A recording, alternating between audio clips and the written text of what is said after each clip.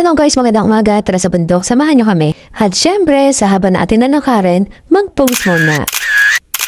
At ito na nga po ang angka ng beautiful na pagkagising sa umaga. Ito naman ang naisipan. Ay tunay nga naman na ang pagkandakan sa umaga ay maganda sa halusugan. Nung una nga nagdadalawang isip pa ako sumama dahil alam kong malayo yan. Ang kaso kailangan naman nila ng drone. Drone ng haba ng aking kasikusikuhan dahil sa pagkuha lang ng iyang mga larawan. At eto na nga, meron kaming ilog na nadaanan, parang ang sarap mag-swimming, kaya nga lamang ay hindi man lang umabot hanggang tuhod, ay kung kami maglalangoy diyan, abay para naman kaming palakang kabkab na yan. Kaya kami nagpatuloy na lamang sa paglalakad dahil baka kami tanghaliin na bago karating sa aming pupuntahan. At eto na nga, pinaka-thrill na ating mararanasan. Nakikita niyo ba ang bundok na yan? Yan lang naman ang ating gagapangin. Lalakarin. Ito na nga po ang simula ng gabutan. Gabutan na siguraduhin mong hindi ka iiwanan. Dahil siguradong pag ikaw ay nakabitaw, ay siguradong lahat tayo ay baktuan.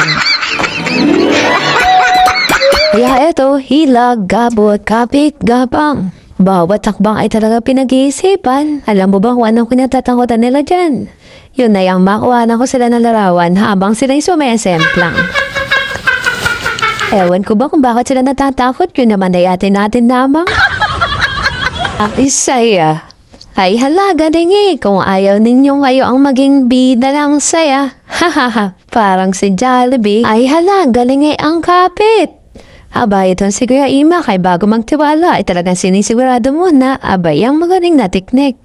At eto na nga pati sa pinsan ko si Arnel ay anong bilis man din, pati naman si Kuya Jeffrey ay naaray kasunod ay talagang parang hindi man lang nagsisisi na si sumama din. Woo! Abay parang mga professional na hiker. Oh yes!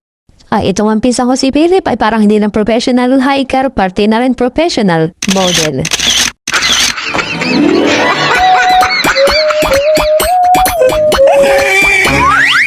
Joke lang, hindi pa. At ito na nga, natatanaw na namin, parang katapatan namin ng kabilang bundok. Ang ganda. At napakataas. Woo!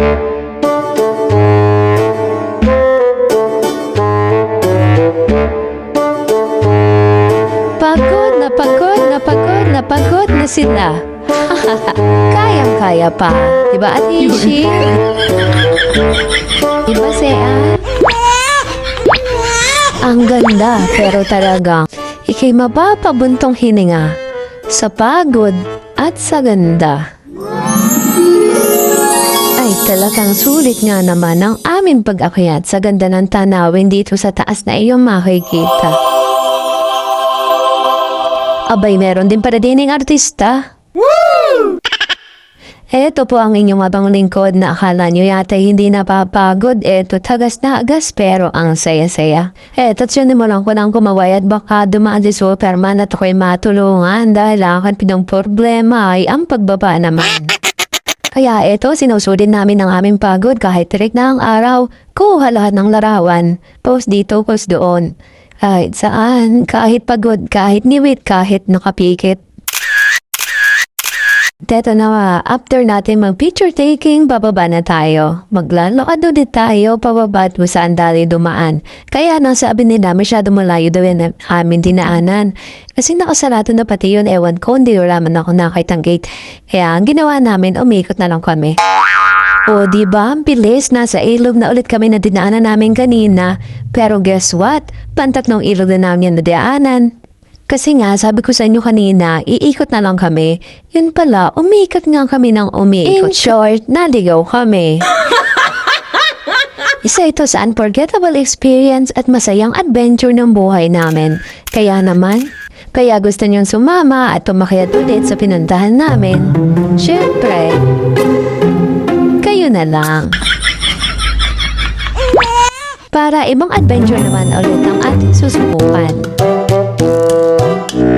Heto na po ang mga nagagandahan na parang di naiiyak. Wow! Ba ay may baon pang niyog. Baka naman di na alog. Kayo ba?